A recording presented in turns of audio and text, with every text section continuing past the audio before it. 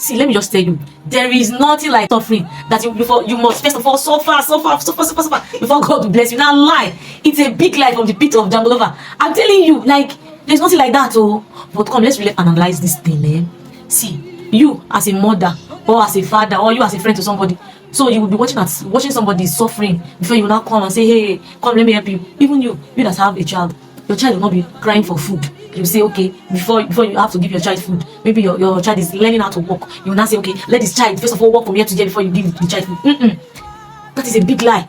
There is no way God will allow you to suffer. The truth is that there are some times that God will give us instructions that we don't used to follow. Maybe because we don't understand the instructions, or sometimes maybe we were thinking something else. For example, maybe God will be telling you to go straight, but what you are saying or what you understood by what God was telling you is like you should go bent first before you now come straight. Definitely, when somebody tells you to go straight and you're going bent, you will not get to your destination at the right time.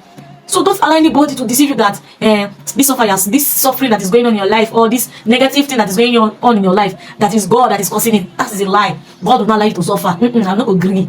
God cannot allow you to suffer first before you now start doing good things to you. It does not work that way. Oh.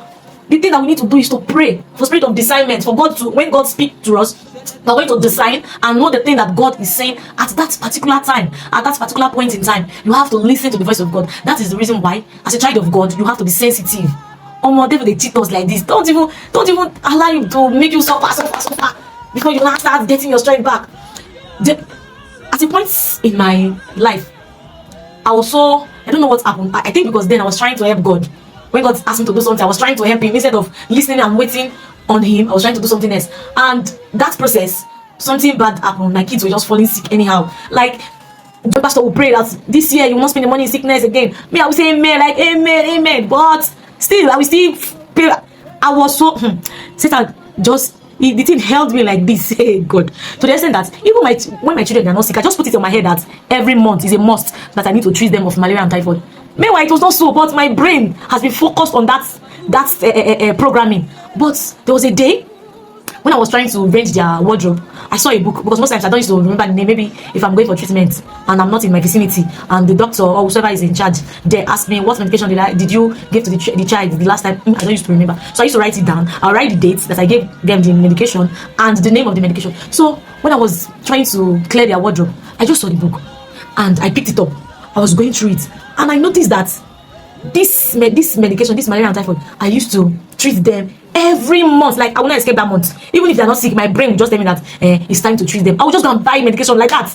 Hey God, it was that bad. But I was just looking at the book and I was like, no, this is not right. Will I be treating my children every month? Hello, every month, even if they're not sick, I just want to treat them. It dawned on me that no, this thing is wrong. I have to decide. I have to take it by myself. I have to decide that no, I'm not going to be doing this thing again. I can't be spending my money on medication just like that every time. And when the symptoms start coming like this, I would just know what to do at that time. But I decide that no, not again will I be giving this child medication. So I stopped. Whenever the symptoms occur, I will just assume that maybe my child is dehydrated. I will give him a lot of water, and if I give him a lot of water and he's kind of still behaving funny, I will give him food. I will assume that maybe he didn't eat enough, because most times it's at night those symptoms the trigger used to come. I'll just give the child. But my greatest surprise till today, I don't treat them every month. I have to listen. Sometimes I'll ask the Holy Spirit, like, Alpha, do I need to even give these children medication? Or should I not? Most times it's even vitamins I used to give them now, not those regular antibiotics. And you see, if I did not understood what was going on, I will still be in bondage of going to the hospital regularly. So don't allow anybody deceive you that you have to suffer like a Nigerian film. You go first suffer at the end, which you go come. Now lie, yo. Now lie. You can start enjoying life. Anytime you decide that you are going to enjoy life, you can start enjoying life. Anytime you decide, it's your decision and your mindset. You have to remove that mindset of I go first suffer first before I go start to enjoy. Now lie. If you can listen to the voice of God, like, be attentive, even if you don't understand what is going on or you don't understand the instruction, you can ask him. And he's always there to tell you the next step to take. So don't allow anybody to tell you that you have to suffer. In no day or rare. So please, you just have to sit up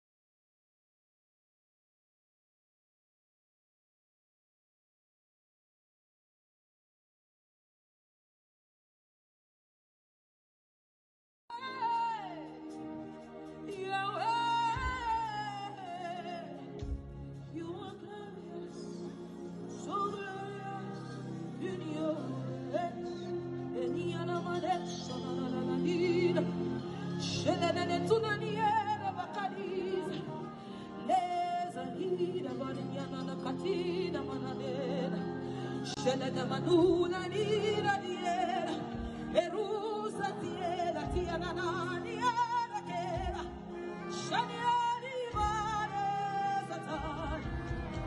You are